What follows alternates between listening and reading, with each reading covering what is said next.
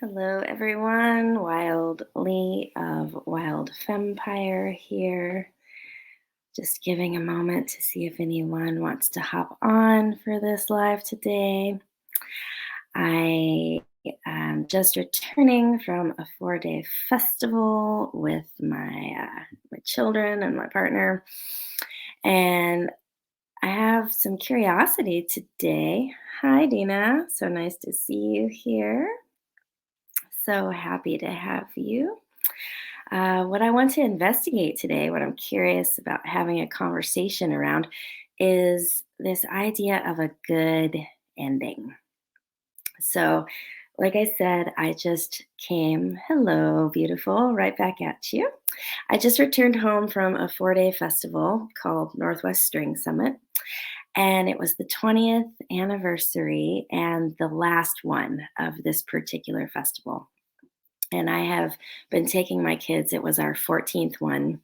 So it's been a big piece of my life, a big piece of my motherhood journey. And I'm really curious about this concept of the good ending, right? It came up a lot over the course of the weekend, like how important it is in this life to have good endings, particularly if you are on a journey of rebirth like I am.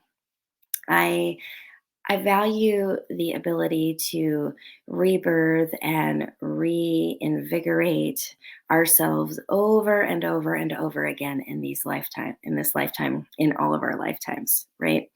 Like the juice for me in life is the ability to reorganize the way I feel, the way I think, to analyze my belief systems, to not get complacent in my life or to get too comfortable in my life. And this is an active revolution. It is an active revolution to rebirth yourself over and over again. Our culture is not set up or necessarily supportive of us as individuals changing over the course of our lifetime, questioning, thinking about our lives and what we actually truly value and think.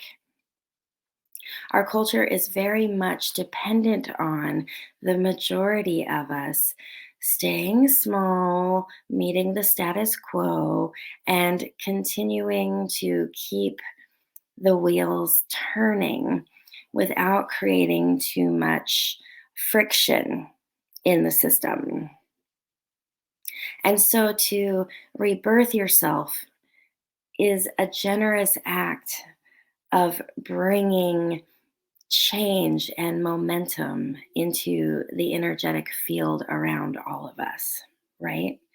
Like each one of us holds a thread in the dream weave. And when we allow ourselves to let that thread shift and grow and change with us as we shift and grow and change, it gives life and breath to the field of experience, right? If things were to always stay the same, oh, how boring. And eventually we would create complete stagnancy.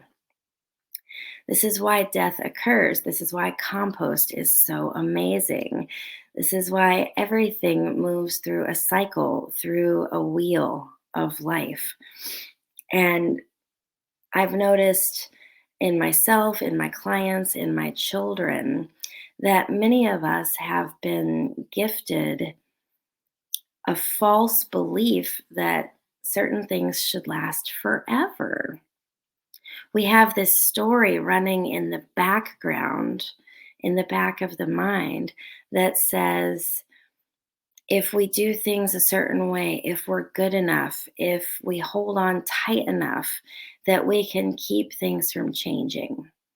I see this a lot in relationships where often I'll have clients come in and through their language, through their storytelling, it's very apparent that perhaps their intimate relationship is complete or they're having difficulties in friendships that they've simply outgrown.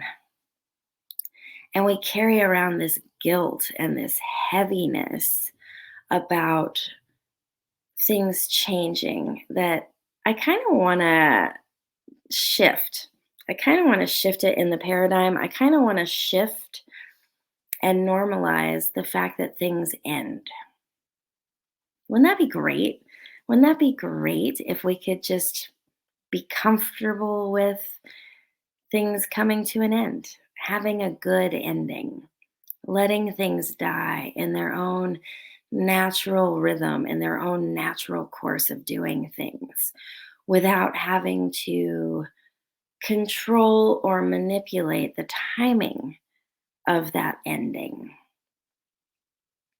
That's what came up for me this weekend at this festival. I cried many, many times. There was a grief, I can hear it in my voice still. There was a grief and a sadness at the end of this era, at the end of this experience. And there's also an opening. There's also a physical sensation of, oh, there's an opening. I don't have to do this same thing over and over. Perhaps I got the juice from it already. Perhaps I learned the lessons from this experience. 14 of them, 14 years of doing the same thing. It's a big deal. I'm curious if you feel this in your life. Maybe you've worked the same job for 7, 10, 14 years. Perhaps you've been in the same intimate partnership. Perhaps you continue to go back to a family tradition year after year. And I'm just seeding the field. I'm opening up the possibility, the potentiality that all of these things can shift and grow and change, particularly if they are not feeding our soul anymore. And that by embracing the concept of a good ending, we can offer ourselves a more peaceful transition. There doesn't have to be such dissonance or discomfort when things come to a close. I don't know if you can hear that, my dog is making his little bed. We can offer ourselves a gentler transition because here's the truth: things are gonna fucking change anyway, right? Things are going to change. Relationships change. Jobs end. The economy changes. Stuff happens all the time. And wouldn't it be nicer if we could just enjoy that transition? Even if it hurts, even if it's sad, even if it's a little uncomfortable, wouldn't it be nicer if we can roll with the change from a place of peace and stability and acceptance of the change, and let it create spaciousness in our lives instead of creating a funk or a story that this is unacceptable? Because it's just life. Life's gonna change, things are gonna end. So when we come into an empowered place of, I'm owning this ending, this is my ending, and I'm going to make it a good one,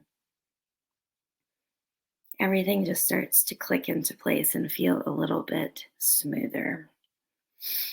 That feels like the transmission for this week. Thank you so much for tuning in. I appreciate it. I appreciate you all. Take good care. And I will be sending out the Moonday Tarot message here in just a few minutes. Otherwise, I will see you again next Moonday. Bye for now.